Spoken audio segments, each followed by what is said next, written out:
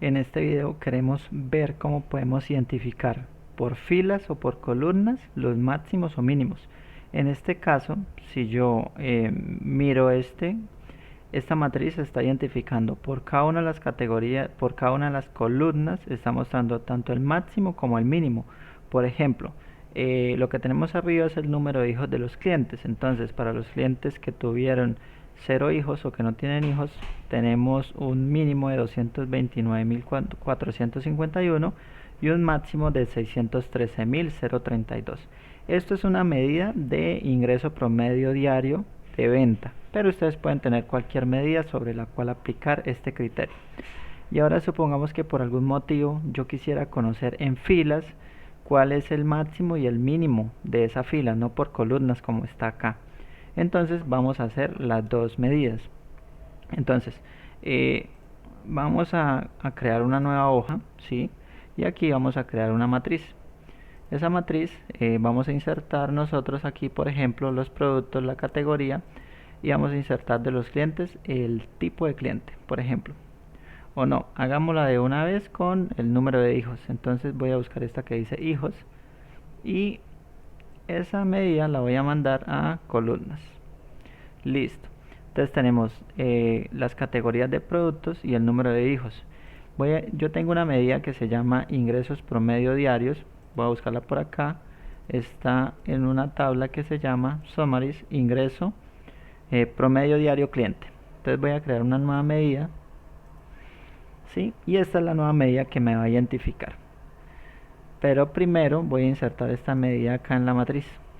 Acá en la matriz voy a insertar la medida. Listo. Entonces el primer ejercicio es identificar por columnas cuál es el máximo y el mínimo. Bien, creo una nueva medida y esta nueva medida la voy a llamar máximos y mínimos. Y le voy a decir que es igual. Acá voy a mandar un calculate table que me haga lo siguiente. Me haga una nueva tabla con add columns y add columns junto con summaries. Vamos a agrupar la tabla de ventas por en clientes. Vamos a poner el número de hijos, que es la variable que tenemos en las columnas, y en filas tenemos productos categoría. Bien, entonces agrupamos sobre esas dos y vamos a agregar una nueva columna que se va a llamar ingreso medio, ¿sí? La pueden llamar como ustedes quieran, no es importante. Pongo acá una coma, acá otra coma y ahora le digo promedio diario del cliente. Esa es la medida sobre la cual yo estoy haciendo el cálculo. Y sobre esta medida vamos a hacer un all selected. Listo.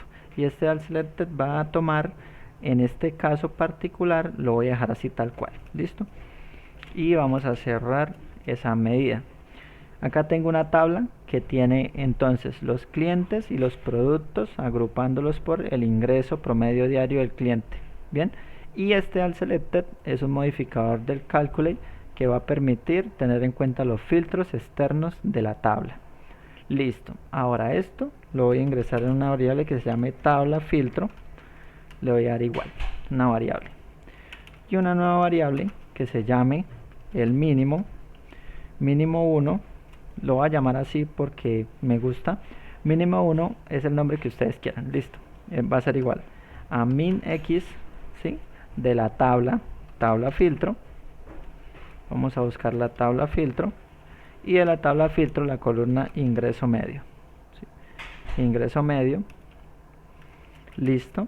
Y ahora voy a crear otra variable que se llame máximo 1 igual a maxx o maxx de la tabla filtro y la medida que el ingreso medio. Bien, entonces de la tabla que creamos anteriormente estamos tomando el máximo y el mínimo, y ahora voy a crear una variable resultado que es la que me va a calcular esta siguiente variable. Con un switch le voy a decir que si es verdadero. Listo. Entonces, sí, acá me faltó algo, que es poner otra variable, que se llame la variable actual. Actual ingreso medio es igual a esta que se llama promedio ingreso diario del cliente, o a la medida que ustedes tengan. Entonces le decimos que si el mínimo 1 es igual al actual ingreso medio, entonces póngale 1. Ustedes le pueden poner, por ejemplo, 5, o la medida que ustedes quieran. ¿Listo?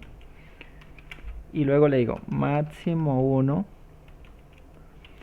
Si el máximo 1 es igual al actual ingreso medio, entonces póngale, por ejemplo, 6. ¿Listo? Y con eso cierro el switch.